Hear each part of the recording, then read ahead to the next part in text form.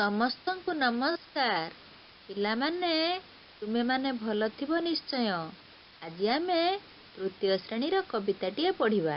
ଏହାକୁ ପ୍ରସ୍ତୁତ କରିଛନ୍ତି ଡାଏଟ୍ ଭଦ୍ରକ ଆଗରପଡ଼ା।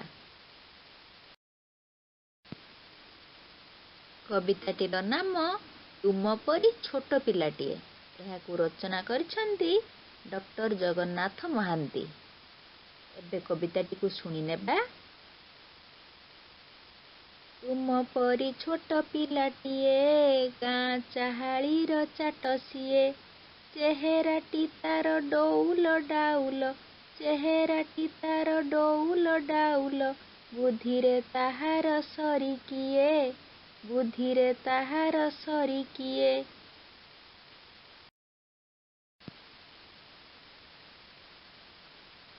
ଛାଡ଼ି ଯାଇଥିଲା ଦିନେ ଝଡ଼ି, ବାହାରିଲା ସିଏ ପାଠ ପଢ଼ି।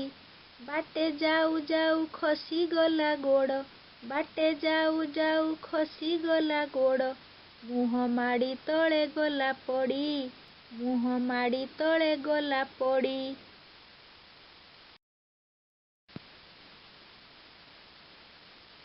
ଗୁରୁଜୀ ଦେଖିଲେ ଦେହ ତାର, ପାଣି କାଦୁଅରେ ସରସର। ତିଳେ ହେଁ ସେଥିକି ଖାତର ନ କରି, ଆସିଅଛି ହୋଇ ତରବର। ପଚାରିଲେ ଗୁରୁ ଏକି ହେଲା, ଏତେ ସରି ତୋତେ କିଏ କଲା?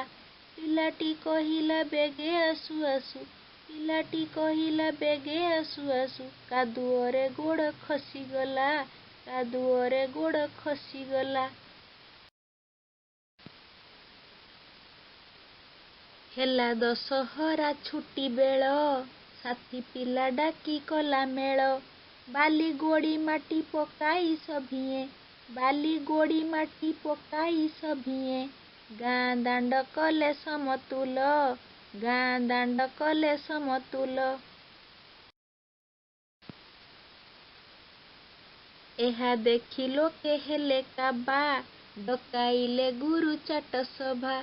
କହିଲେ ଏଭଳି ଭଲ କାମ କଲେ, ଦୁନିଆରେ ଦିନେ ବଡ଼ ହେବା, ଦୁନିଆରେ ଦିନେ ବଡ଼ ହେବା। ବଡ଼ ହେଲା ଦିନେ ସେହି ପିଲା, ମଧୁ ବାରିଷ୍ଟର ବୋଲାଇଲା।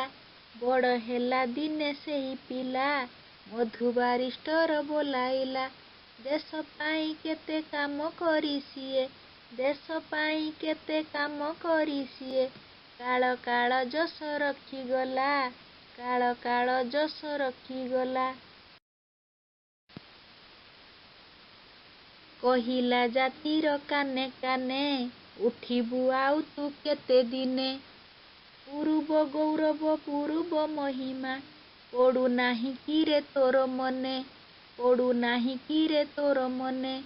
ତେଜ ଭରା ତାର ବୀରବାଣୀ, ନବଜାଗରଣ ଦେଲା ଆଣି।